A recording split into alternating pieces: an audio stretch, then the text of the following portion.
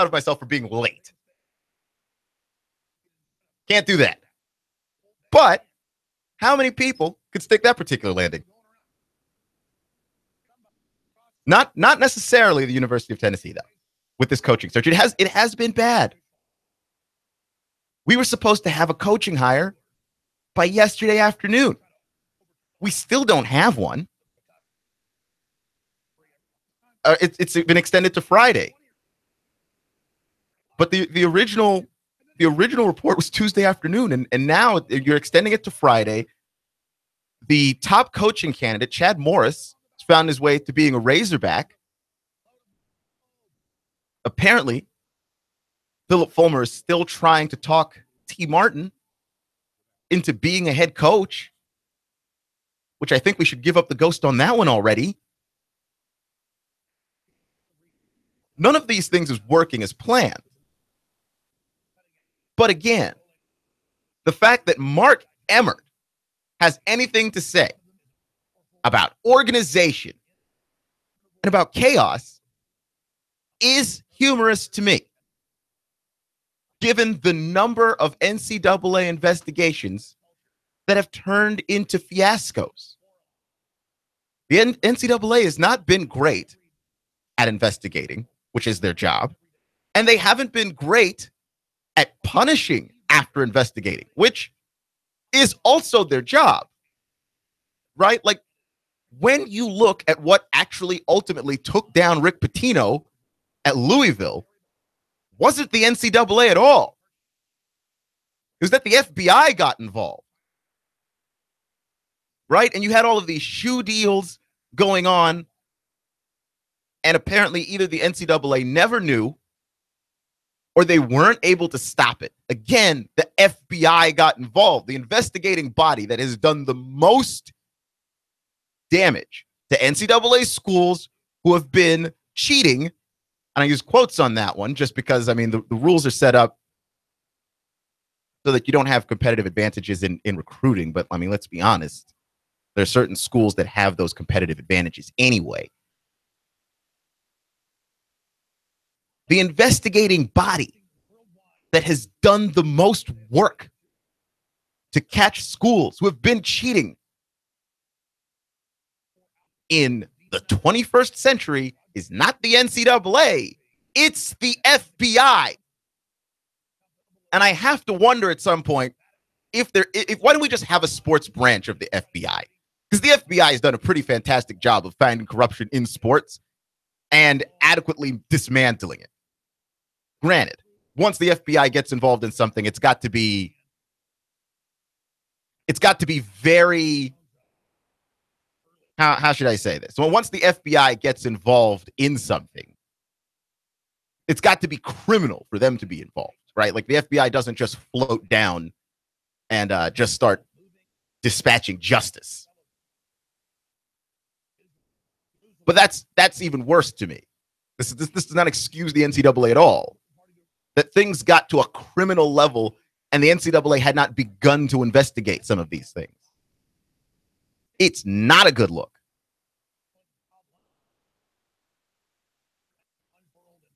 Mark Emmert talking to anybody about chaos. Get out of here. I saw that and I just wanted to puke in my mouth a little bit. Like, Mark Emmert knows all about chaos and knows all about the top of your organization not necessarily being in alignment. I mean, you look up dysfunctional, you find Mark Emmert's face in the dictionary, staring right back at you. It's one of the craziest things I've ever heard in my life.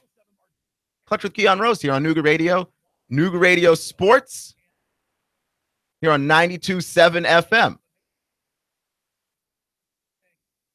So I'm impressed with the way that the Titans have been playing. That's something to me that has been impressive to me. And I'm also impressed with how absolutely unimpressive the Falcons are. Like, the Titans have been playing well. Now, granted, I'm not a fan of the offense. I'm not a fan of the offense, and it's got nothing to do with the players. Because DeMarco Murray and Derrick Henry, they do what's asked of them.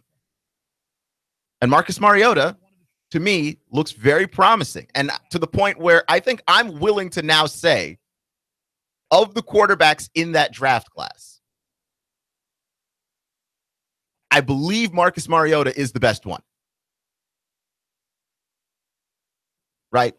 Yes, better than Jameis.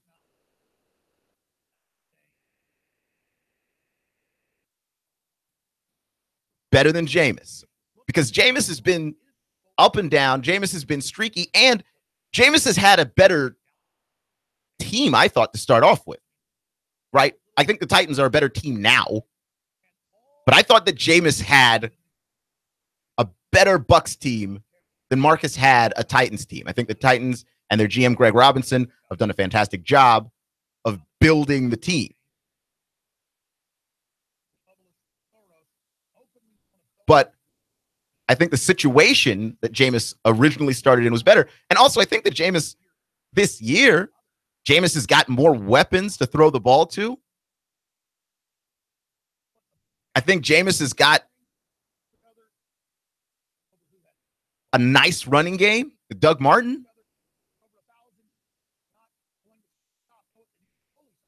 Jameis should be playing, in my opinion, much better than he is.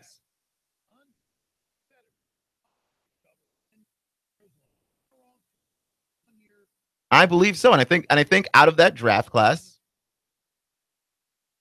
Mariota might just be the best one. Now, 2015, there were a few surprises in that draft.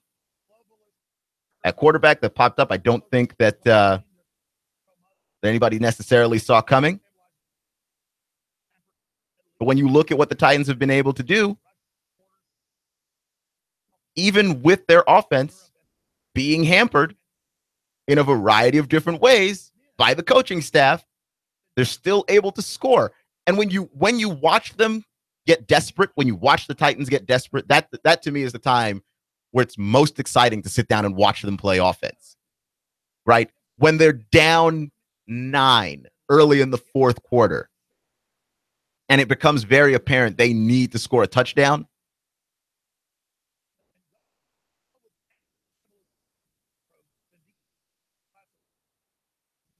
Yeah, that to me is when it's finally exciting to watch them play football. Because then they open up the offense a little bit. Then they decide to go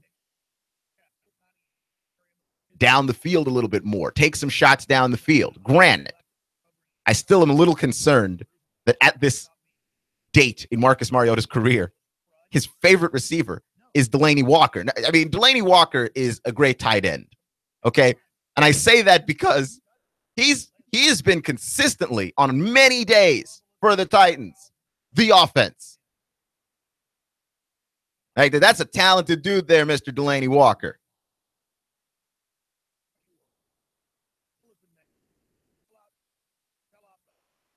And he's been relied upon many times to take the team, put it on his back.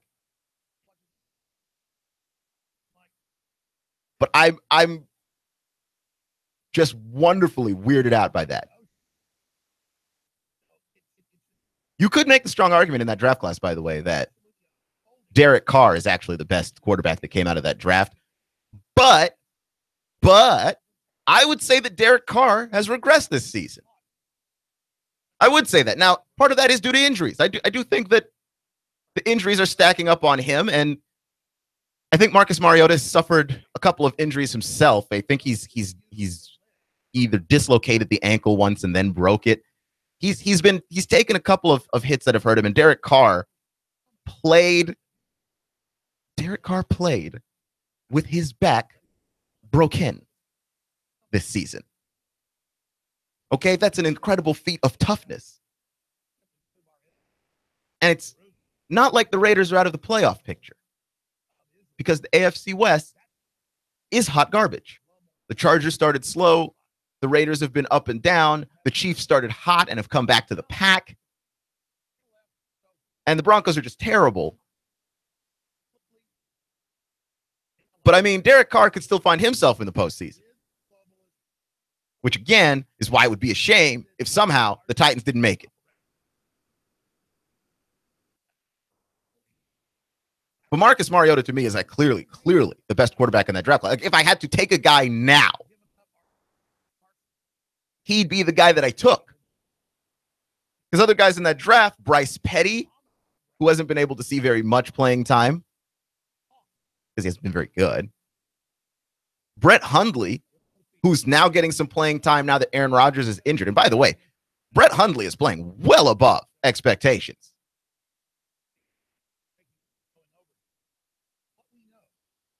Right? Like Brett Hundley is doing some things for the Packers that I don't believe we ever imagined. Right? And that's not a knock on Brett Hundley. It is so a big time position to fill the shoes of Brett Favre. But there might be some desperate team when Brett Hundley is a free agent. So, not for another 3 years, really. Another 2-3 years, depending on whether or not the Packers pick up his player option, et cetera, et cetera.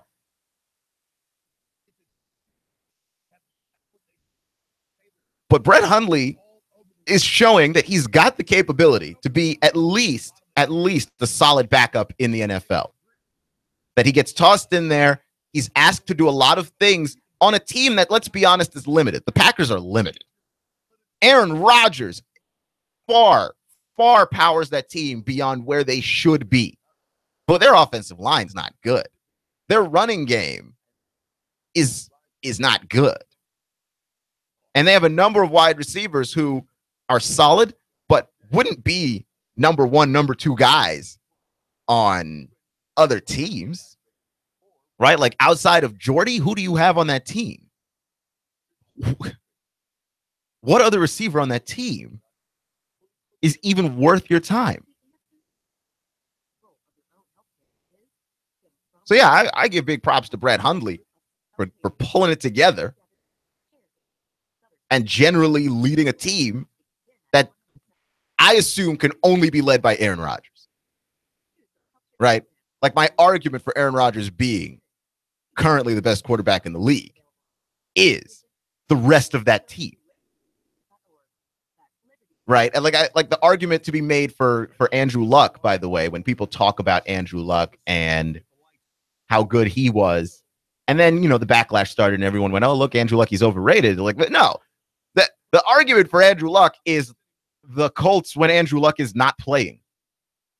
Right? The argument for Peyton Manning, for all of those people who were not Peyton Manning fans before he went to Denver, the argument for Peyton Manning was the Colts after he wasn't playing. The argument for Peyton Manning has been the Broncos quarterback position ever since he left. Right? Like if you thought, well, boy, Peyton Manning looks old and washed. Trevor Siemian is young. Also, Trevor Siemian was in that draft class. And yeah, he's a very smart guy, knows what plays to make. I just think his arm's very weak. I think he makes bad throws because he can't throw. The argument for Peyton Manning is what happens after he leaves. And the argument for Aaron Rodgers is what the Packers look like without him, which is far less dynamic and not anywhere near as good. But Brett Hundley has been able to get it done, and he has proven that he is capable of at least holding the team together. That team's not making the playoffs, but he's capable of at least holding them together. So that's not a bad quarterback draft class, right? When you get two starting quarterbacks out of it, and Jameis and Marcus, you get Brett Hundley, who's a solid backup. You get Trevor Siemian, who I believe is going to have a long NFL career as a solid backup. When you have all of those guys, you can say, hey, our draft class isn't bad, right? My only issue here is that I think Derek Carr, by the way, is also a starter. So, I mean, you get three starters out of it, though I don't know. I don't know about Jameis. I don't know how long Jameis remains a starter in this league. He doesn't look good. Now, he's got all the accolades of Florida State. He's got a national championship under his belt. Like, Jameis, to me, is one of those quarterbacks that's going to stick around in the league for a while because he looks the part. And there's something to be said in the NFL about looking the part. Jameis Winston is charismatic, so he sounds the part of a quarterback. He's tall. He's big. He's got a strong arm. He's got a very well-known pedigree. He's a guy that really, really understands the game, but he's not been good. He's still overconfident. He still believes that he can throw a pass into triple coverage and get away with it. He fits it into windows that are too tight. He is the quintessential guy who is in the league because he looks like a quarterback. And I'm throwing him in there as a better version. Boy, I'm going to get killed today. A better version of Blake Bortles. Like, the Blake Bortles wouldn't be in the league if Blake Bortles were 5'11", right? If Blake Bortles had the same stats that Blake Bortles has, but Blake Bortles were 5'10", 5'11", he's not in the league.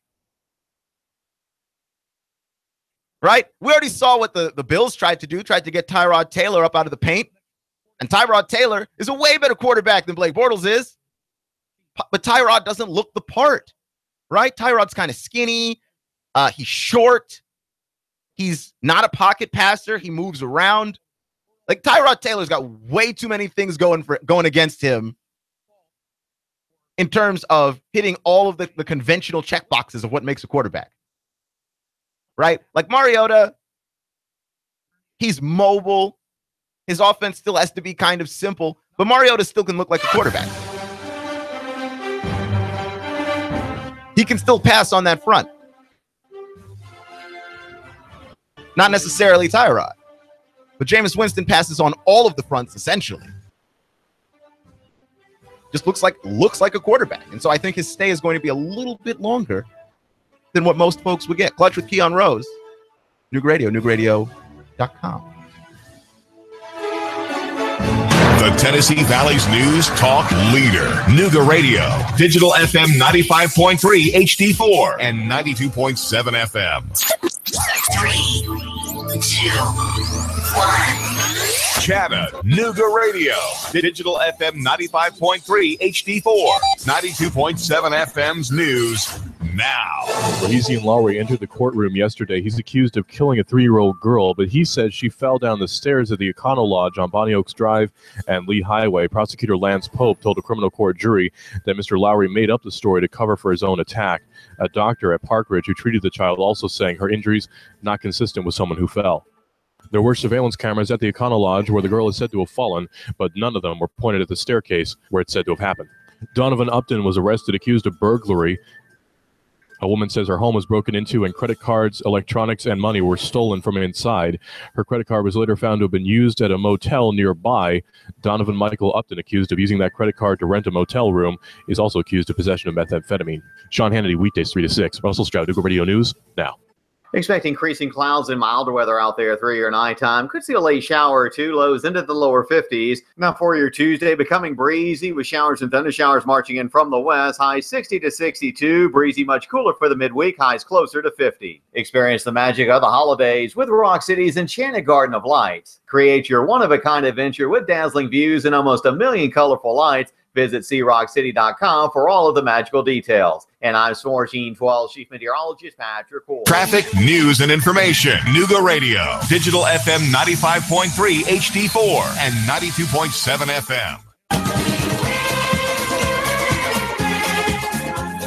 Cash, and more cash. Hey, where do you think Santa shops? Rick Davis Gold and Diamonds. He made a special stop to tell Rick, slash those prices. Ho, ho, ho. That's right now for Christmas at Rick Davis Gold and Diamonds. Even Rick's not going to say no to Santa. No. Don't wait till after Christmas. It'll be way too late. Get your cash right now for your gold, your silver, your diamonds, and jewelry. Has Rick gone mad? Well, maybe a little. No, we think he's just Christmassy. Rick Davis Golden Diamonds, Brainerd Road, Chattanooga. You know where it is. Hey, is that Santa? Oh, ho, ho. Even Rick's not going to say no to Santa. No, no, no. Get your cash right now.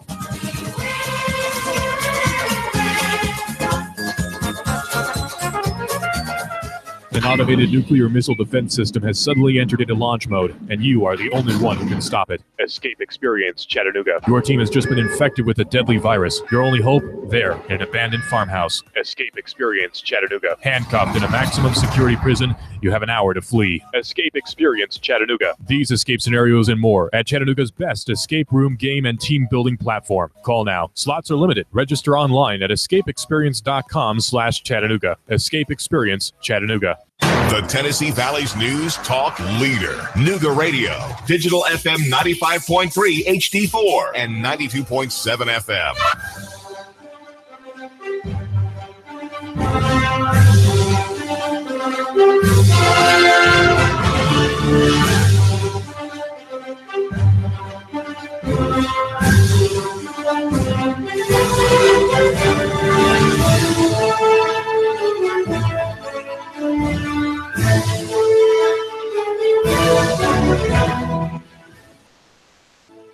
You're listening to Nooga Radio, NoogaRadio.com, here on 92.7 FM.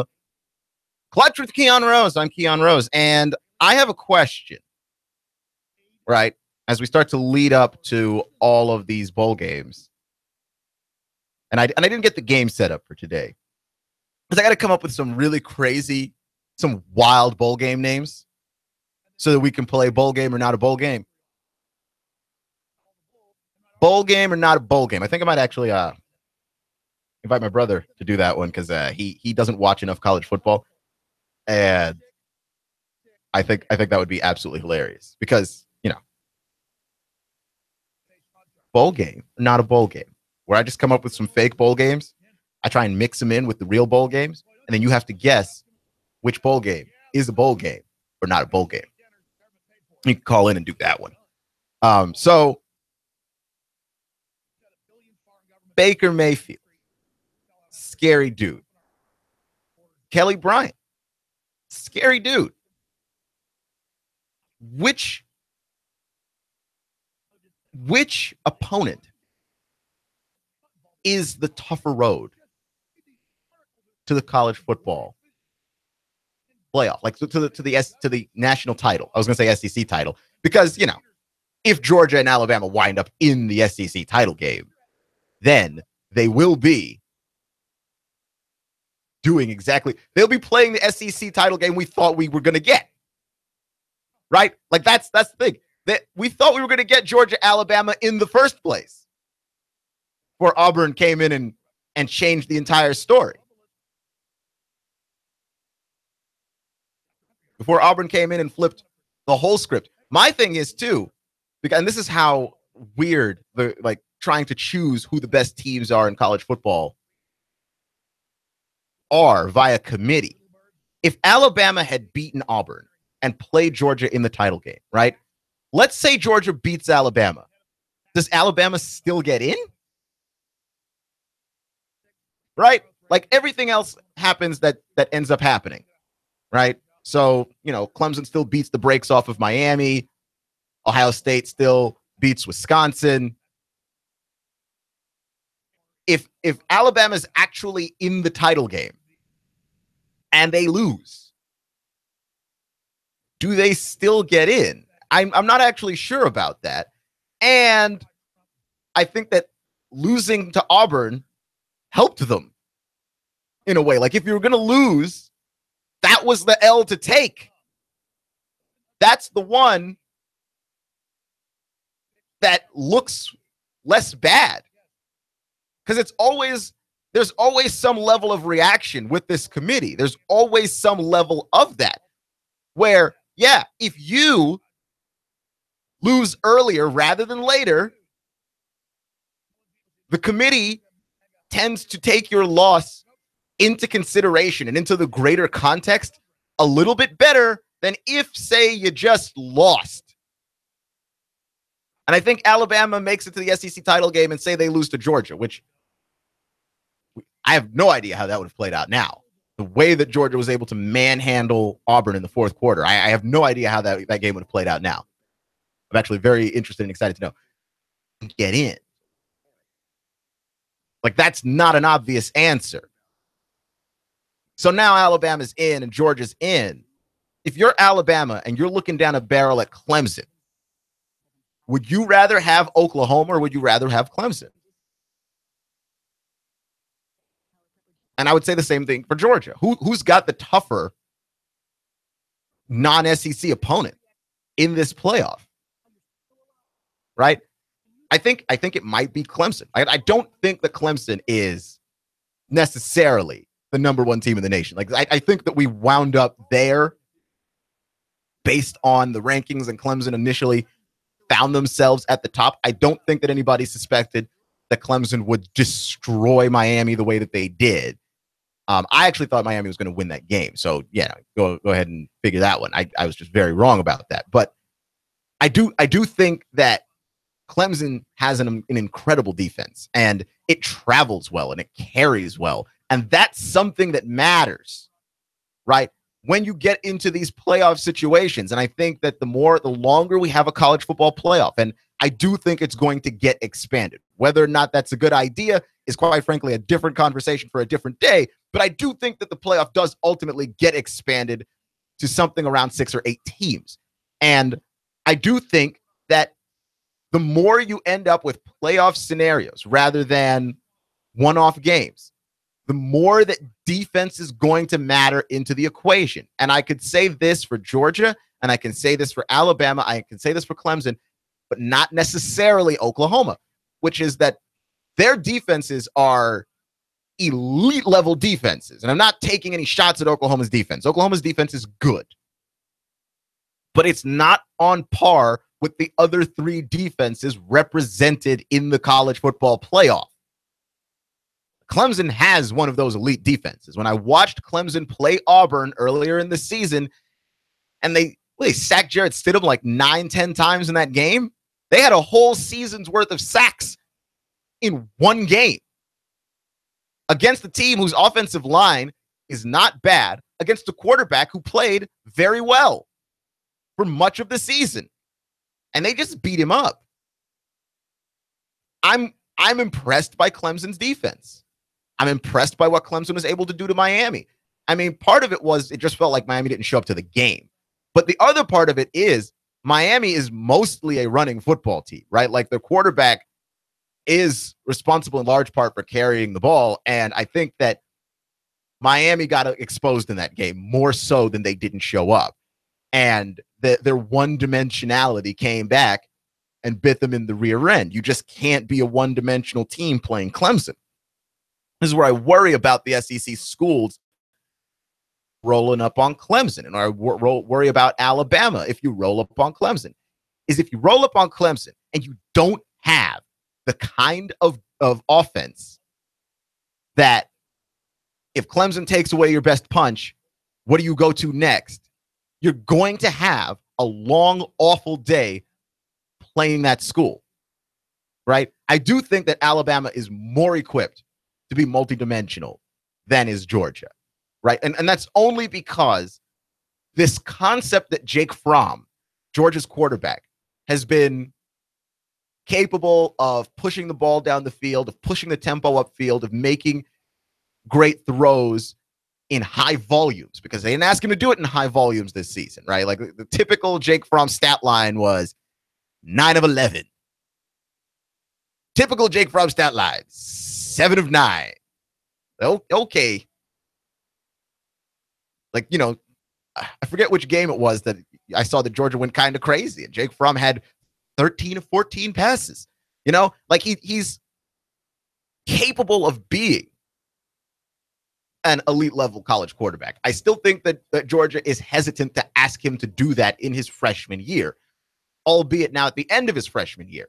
They've asked him to do it more because when they got waxed by Auburn, it became very apparent that, yeah, you can't be a one-dimensional team and be successful. And they adjusted some things, and they were able to beat Auburn in the second go-around in the title game, and they were able to step on the gas at the end of the season and give Jake Fromm those throws downfield. How confident are they in him that he can do that?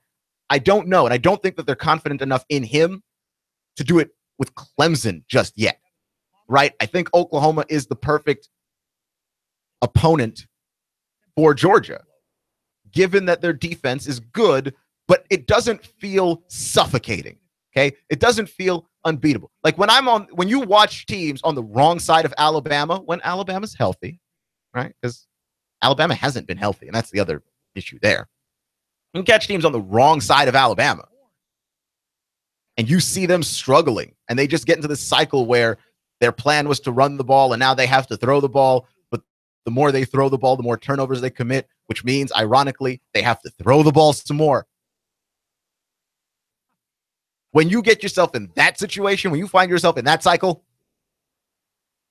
that's not a good place to be in, and Clemson can very easily put teams in there. I think Clemson is the tougher non-SEC opponent here. And so, yeah, if I had to rank the college football playoff, who's number one in the nation? Look, I'm taking Alabama or I'm taking Georgia, one or two. I think that you could make the case that Clemson is the second or third best team in this playoff, but I would never have put them at number one. Right? Now, my personal opinion is that the best team in this playoff is still Georgia.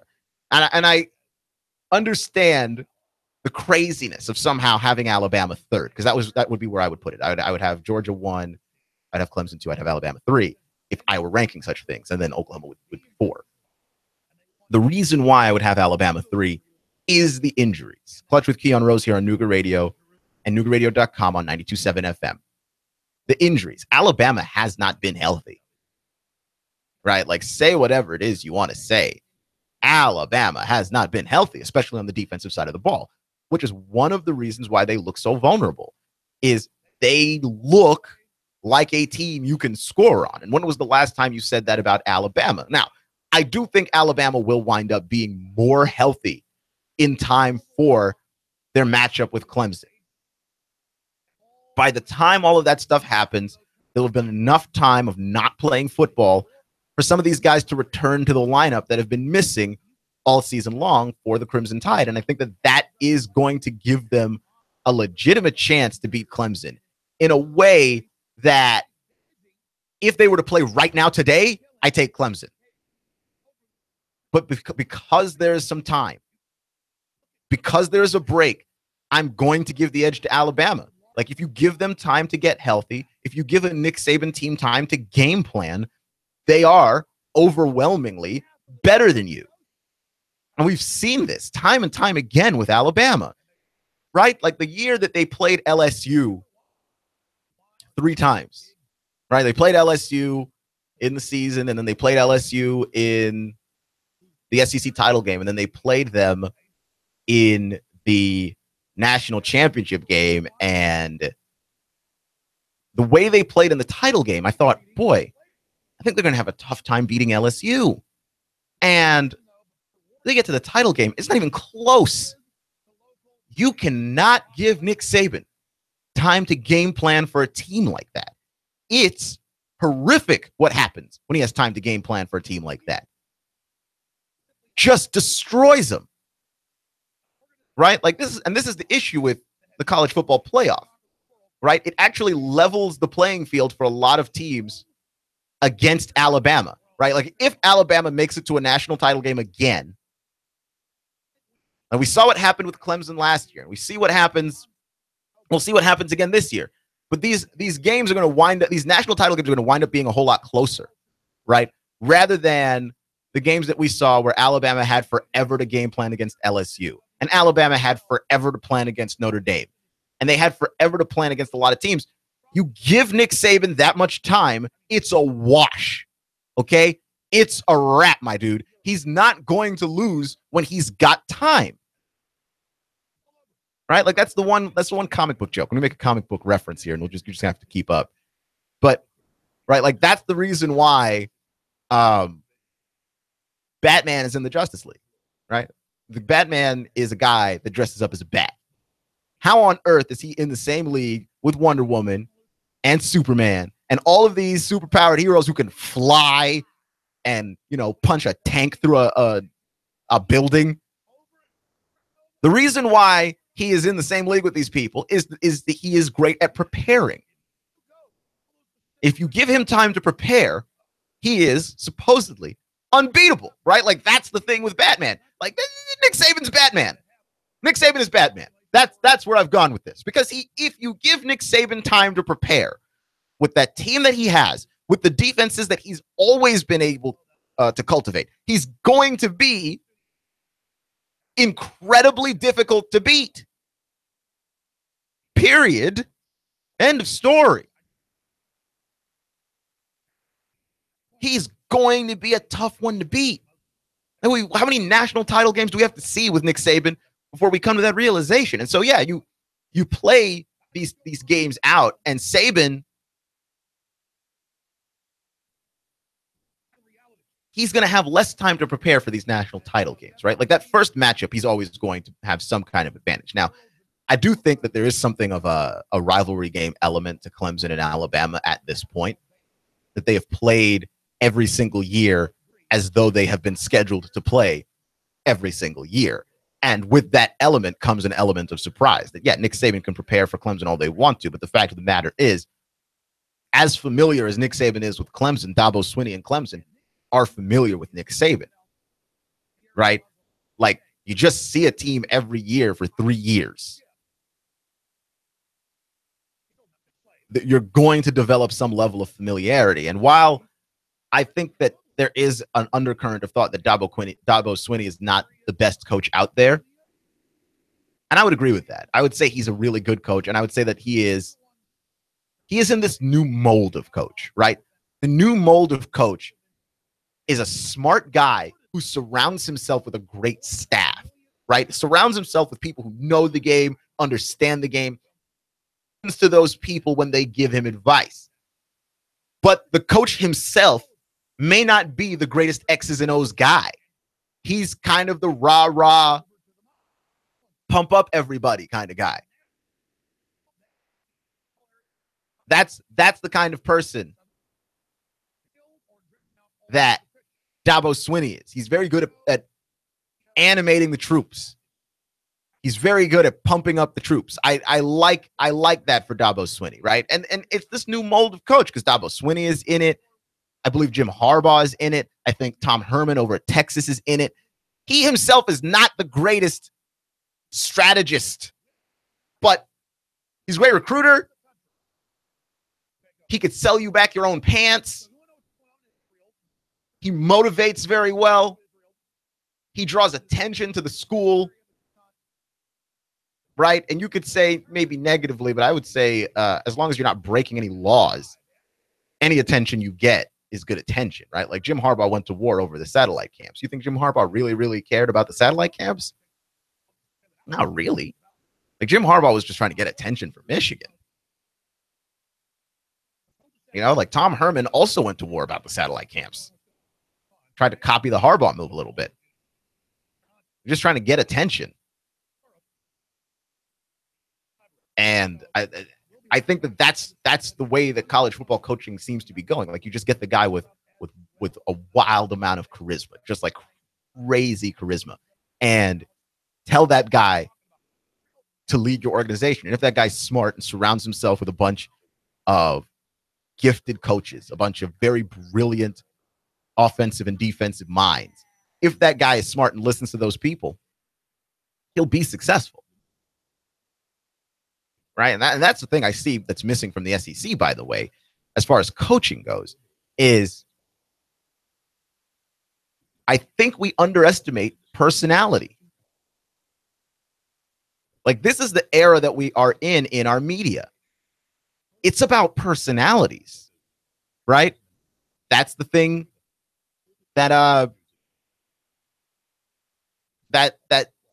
you need to understand. Like the reason why people are tuning away from TV and watching YouTube and watching Netflix, like personalities. When you talk about people who run TV shows, their personalities matter, right? You know the names of certain people who've run some of the greatest shows you've watched. I mean, maybe not you, but I'm a TV guy, and you end up learning the names of these people, like Vince Gillian, who gave us Breaking Bad. Like, his personality is all over that show, and it matters. David Simon, who did The Wire, like, his personality is all in that show, and it matters, right? You tune into the radio. Who are the people that you want to listen to? Like Sean Hannity. Sean Hannity's got an amazing personality, and he's very good at putting his personality up front and then blending in his ideas. The personality matters, right? It's not just the stuff. It's the voice saying the stuff. You look at a lot of the coaches in the SEC, where's the personality? Right? Like, I like Dan Mullen. He's got a little bit of a personality.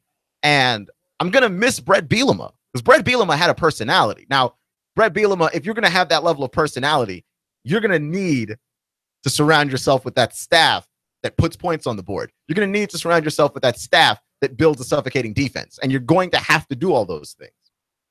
Right? My consistent argument against Butch Jones is the guy's not winning, yeah, but also he's got no personality. You can't have neither. Right? Personality is the reason why Donald Trump is president. Right? Say what you want to say about Trump. And I've said what I've wanted to say about Trump. I'm not a big Trump guy. Right? I've never been a big Trump guy. But I always thought that the advantage that Trump had over Hillary was you could trust Trump's personality. It is what it is. He's not hiding it from you. He's not sugarcoating it. Hillary's personality was, let's go poll a bunch of people. Let's try and figure out what people want. And my personality is that. My personality is whatever the focus group said my personality should be. So you couldn't trust her. And everybody knew you couldn't trust her. Yeah, everybody absolutely knew you couldn't trust her. Hillary didn't have a real personality. It was Hillary Clinton pretending to be whatever you wanted, whatever she thought you wanted. That's all it was. You can't trust that, right? And you know, when you meet certain people who are just fake, and you know they're fake because they're just trying to act the way everybody thinks that they should be acting. You don't have personality, right? Like, you go to a job interview, don't forget to take your personality. Yeah, there's certain things you're going to have to say that they want to hear, right? Like, if they ask you in the job interview, do you have any questions? Try to come up with at least one question, right? That proves that you were paying attention and that you're curious and all that stuff. But also, take your personality. It matters. And you're the only one who's got it. The SEC doesn't have a ton of the personalities. And Dabo Swinney has done a very good job of going to Clemson, right? And he took his personality. Like, Dabo Swinney is still very much an Alabama boy, right? And he doesn't hide it.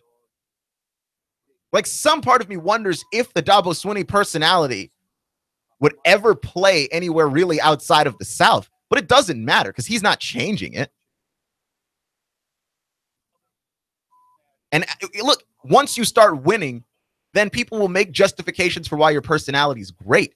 But you got to take the personality first. Like, you just can't hide that, right? Like, people will try and when they start dating and then, like, they get into these marriages and you marry somebody and then find out that person's just wildly different than what you thought that they were. Why? They were hiding the personality.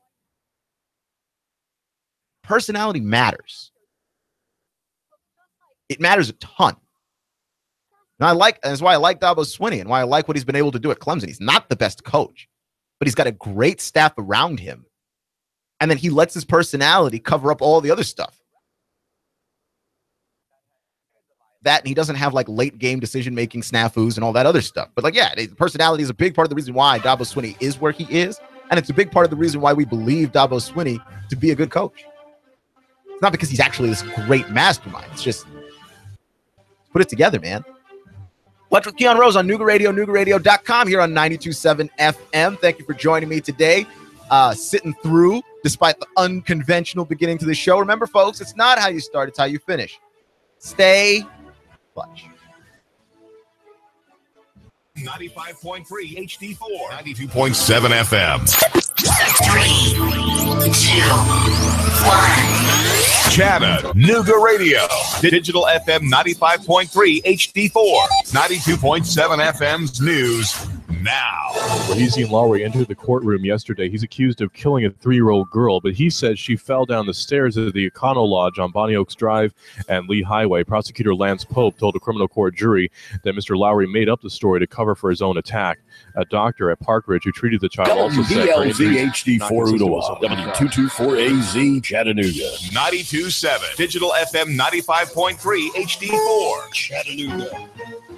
CBS News, I'm Pam Coulter. President Trump today announced a major U.S. policy shift in the Mideast. It's been praised in Israel and protested in much of the Arab world. CBS's Major Garrett has more. President Trump's recognition of Jerusalem as the capital of Israel rejects the policy of previous presidents and the recommendations of his secretaries of state and defense. This is a long overdue step to advance the peace process. But administration officials could point to no evidence this symbolically important shift in U.S. policy will accelerate peace talks. Mr. Trump's son-in-law, Jared Kushner, is leading that White House effort and has yet to formulate a plan. Israeli Prime Minister Benjamin Netanyahu. This decision reflects the president's commitment to an ancient but enduring truth, to fulfilling his promises and to advancing peace. A fourth wildfire is threatening homes in Southern California, this time in the exclusive Bel Air section of Los Angeles. Mayor Eric Garcetti. Tonight, unfortunately, we will not be having people come back to their homes. We realize what an inconvenience this is and how traumatic this is to so many people. But we watched fires in Northern California. We've seen through experience it is much better to err on the side of safety. The LA Unified School District is closing 265 schools tomorrow and Friday. The largest fire northwest of the city in Ventura County has consumed at least 65,000 acres. This Ojai resident says he's the only one in his neighborhood who hasn't evacuated. So much burning that no chance for fresh air. In all, 200,000 people have evacuated. The special counsel investigation into Russian election meddling seems to be ramping up. What do Americans think about it? CBS's Jennifer DePinto. Most Americans think former National Security Advisor Michael Flynn's guilty plea and cooperation with the special counsel is a serious issue for the Trump administration, including a third of Republicans. However, most Republicans see the Russia investigation overall as politically motivated. 33 of his fellow senators are now calling on Democrat Al Franken to resign over sexual harassment allegations. CBS's Bill Rakoff. After yet another accusation against the Minnesota Democrat, fellow senators spent the day lining up against Franken. California Senator Kamala Harris. It is probably in best interest of a lot of people that he resigns. Virginia Democrat Tim Kaine. I'm going to hold any comment till after, but I have confidence that he'll do the right thing. And New York's Kirsten Gillibrand. I do not feel that he should continue to serve. And both Senate Majority Leader Mitch McConnell and Minority Leader Chuck Schumer say Franken can no longer continue to serve. Bill Rakoff, CBS News, Washington. Franken plans to make a statement tomorrow morning. Stocks mixed again today. The Dow down 39 points, NASDAQ up 14. This is CBS News. What's the perfect gift this holiday season? What everyone wants but rarely gets, a great night's sleep on a set of Boll & Branch sheets. Hi, I'm Scott Tannen, founder of Boll & Branch. We make the world's softest and most comfortable sheets. By cutting out the middleman and selling directly to you at bollandbranch.com, our sheets cost less than half of designer brands and are twice the quality. There's a reason our sheets have tons of 5-star reviews. Hundreds of thousands of Americans, including 3 U.S. presidents, are sleeping better than ever on Boll & Branch. We know you will too. That's why we let you sleep on them risk-free for a month. They arrive beautifully packaged in our signature gift box. Giving a thoughtful gift has never been easier. And right now, we'll give you $50 off your first set of sheets, plus free shipping when you use promo code SLEEP. That's $50 off, plus free shipping at bollandbranch.com. Promo code SLEEP. bollandbranch.com, spelled B-O-L-L and branch.com. Promo code SLEEP. downside when it comes to online shopping. CBS's Jason Brooks explains. Record online sales over the first big holiday shopping weekend is making life a challenge for shippers. The Wall Street Journal reports that UPS is struggling to handle a flood of shipments, and that's resulting in some delays. UPS says it's adding 1 or 2 days in transit time on deliveries, and to cope with that, it's moving employees and other resources to markets impacted by the surge. Shipping data analyzer ShipMatrix says 89.2% of parcels shipped with UPS Express last week were delivered on the promised day, compared to 99.4% from FedEx Express. A treat for Jimi Hendrix fans. Unreleased songs that Hendrix recorded between 1968 and 1970 will be released next year. Experience Hendrix and Legacy Recording says they'll release his Both Sides of the Sky on March 9th. The new album is the third volume in a trilogy from Hendrix. Expect increasing clouds and milder weather out there 3 or 9 Traffic, times. news, and information. Nooga Radio. Digital FM 95.3 HD4 and 92.7 FM. 3, 2, 1. Chattanooga Radio. Digital FM 95.3 HD4, 92.7 FM's news now. Keon Rose entered the courtroom yesterday. He's accused of killing a 3-year-old girl, but he says she fell down the stairs of the Econo Lodge on Bonnie Oaks Drive and Lee Highway. Prosecutor Lance Pope told a criminal court jury that Mr. Lowry made up the story to cover for his own attack. A doctor at Park Ridge who treated the child also saying her injuries not consistent with someone who fell. There were surveillance cameras at the Econo Lodge where the girl is said to have fallen, but none of them were pointed at the staircase where it's said to have happened. Donovan Upton was arrested accused of burglary. A woman says her home was broken into and credit cards, electronics, and money were stolen from inside. Her credit card was later found to have been used at a motel nearby. Donovan Michael Upton, accused of using that credit card to rent a motel room, is also accused of possession of methamphetamine. Sean Hannity, weekdays 3 to 6. Russell Stroud, Nooga Radio News, now. Broadcasting live to over 1 million souls in Chattanooga, the Tennessee Valley, and beyond on frequency modulation 92.7. Sean Hannity, 25,000 watts on digital FM 95.3 HD4. CBS Radio News. NASCAR, Bloomberg Markets, David Tulis, streaming strong at NoogaRadio.com. Live on YouTube and Facebook. Nooga Radio, News Talk 92.7. Chattanooga Radio. Himself with the truth, and it's time for you to choose a side. You're listening to Alex Jones.